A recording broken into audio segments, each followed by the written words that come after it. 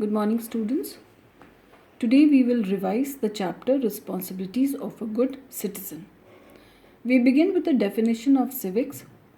Civics is defined as the study of human rights and responsibilities of its citizen, the governance and the environment in which a society is found. And what do we study in civics? We study our environment, that is, the social environment that we stay in. It is not the biological environment that we are talking about. It is the conducive environment, the positive environment that each and every individual in the country stays. So in civics, we study about that environment. We also study about the governance and the government. Governance means the action or the manner of governing a state.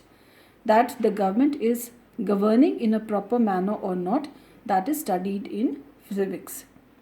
Then in civics, we also study about the human rights and duties of a citizen. In our country, students, we have been given a number of human rights, fundamental rights. I think it is 6. Yeah, it is 6 fundamental rights is given to us, and not just the rights but the duties are also defined. So in civics, we study about those rights and about those duties as well. Then we study about the social, cultural and economic development. Social development is about improving the well-being of every individual.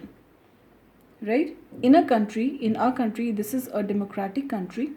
The government over here is democratically elected government. So in civics, we find that the government is doing its utmost to ensure a society where there is social and cultural and economic development.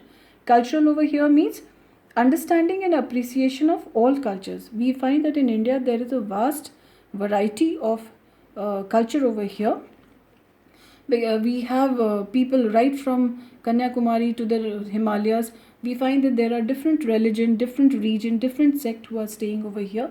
It is not that India is governed only by a single religion or one religion dominates, nothing of this sort.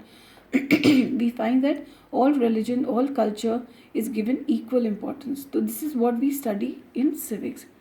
And we also study about the economic development of our country. That means every individual is given due importance to earn their livelihood in a country. Okay. Then what is the importance of studying civics? Like we understood previously, excuse me. The importance of studying civics is to understand our rights and duties, to understand the environment in which we live in, to promote peace and security, to understand and uphold our culture, and to establish good relationship and respect among all our fellow citizens. What we just understood. Now we come to civic sense, students. What is civic sense? Civic sense is nothing but social ethics. It is the unspoken social norms.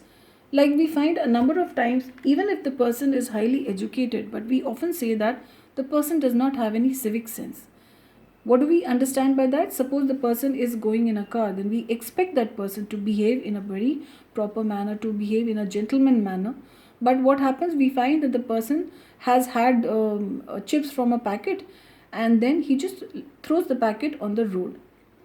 So he does not bother about the upkeep of the road. He does not bother about the cleanliness of the road. Then in that case, we say the person doesn't have any civic sense. Right? So this is kind of unspoken social norms. A number of times we find that people are destroying the public property.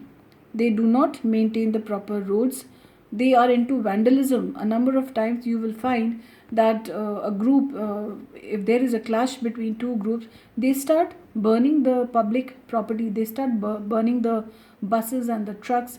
So this is vandalism. In that case, we say the person does not have any civic sense. So in civic sense, we study about how to avoid vandalism, intolerance, racism, road rage. It means inculcating moral values like kindness, compassion, non-violence and all. So this is civic sense and this is what we study. Now we come to citizen. Who is a citizen, students? A citizen means a person who has the rights by virtue of being born in that country. In 3 conditions, actually, he will be the citizen. First condition, a person who has the rights by virtue of being born in that country. Second condition, a person has acquired the rights from the government even though he has not been born over here. And third, a person who lives in a particular town or a city will be called as a citizen. And what will be the ways to be good citizen? The person can definitely be a citizen student. If I am born in the country, then I am a citizen of India. But if I do not behave in the proper manner, then I will not be considered as a good citizen. So we need to be active in our community, we need to be honest and trustworthy, follow rules and regulations, respect the rights, not just ours, but we need to respect the rights and properties of others as well. And we need to be good neighbors also. It's very important that we follow a number of ways. All this is which is listed over here. We need to follow the ways to become a good citizen, right? Next we move on to what we call as importance of good neighbor.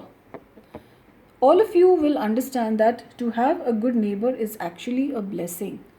A good neighbor makes everybody feel very comfortable and they are willing to help each other and have very good friendly relationship.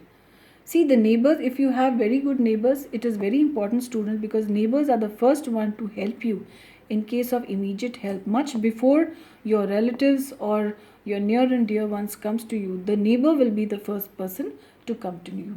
So it is very important that we have good neighbors. The next point is responsibility of a good citizen. If I am a citizen of my country, then it is very important that I keep two things in mind.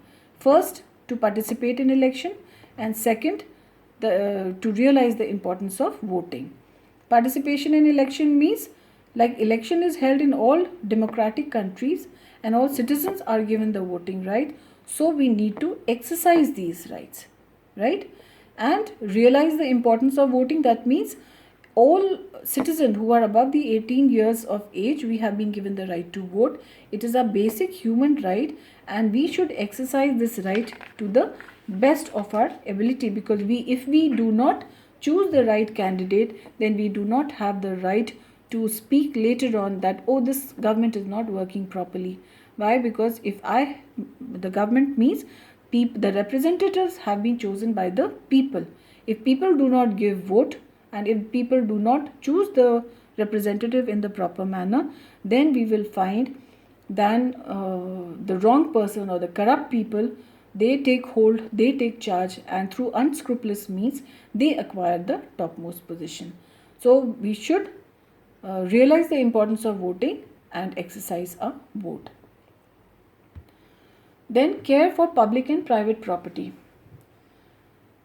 Public property are those students which is common for all of us and for which we pay taxes. We do not own it. It is not that anybody can claim that this property is mine. If we say that the public trucks and buses that we have, we cannot say that it is ours. But definitely we need to take care of it as ours. In case of private property, things like book, pencil, house and all, for which we have bought it and for which nobody else can take without our permission, will be called as public property. So you have examples of private property in school. Like in case of private property, the school is also a part of private property. School provides facilities to both children and teacher. But even though it is not our property, but we need to, since we are going in the school, since we are part of the school, we need to take care of the private property as well as ours. Then you can say that, students, example of public property will be the parks as well. We find that this public property is meant for everyone. So we should not litter in the park. We should follow the rules. If we are taking our pets in the park, then we need to be very careful that the pets should be leashed and we should not make the park dirty in all these things. Okay. Then we come to the public transport. In case of public transport like buses, trains, railways, airports and all, these are all public transport and public places which is considered as public property. We need to maintain all these places. We should not litter, we should not destroy. A number of times we find that people are boarding the buses and then they put a scratch on the seats and they tear off the seat cover, which is not right. So we need to take care of these public property as though it is ours.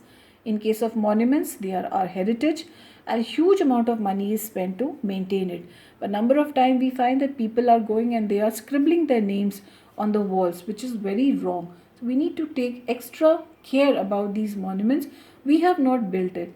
It has been built over the ages and it is our heritage, so we need to take care of it. In case of public library, again this is public property. Same thing, if we borrow books, we need to be very careful about maintaining the books as well. In case of hospitals, in case of place of worship, we need to be extra careful that we do not litter in those places. We maintain the dignity, the sanctity of those places, and we should behave in a manner as though we are owning that place. If we have something of our own, then we take care of it. Similarly, we need to take care of all this public property as well. If we are behaving in a responsible manner, if we are taking care of the public property as though it is a private property, as though it is ours, only then we will be called as responsible citizens. And this is actually the responsibilities of a good citizen, that we maintain all these public property as ours. I hope the chapter is clear by now, students. Still, if you have any doubts, you can let me know. You can ask me, WhatsApp me, or call me on my number. Thank you.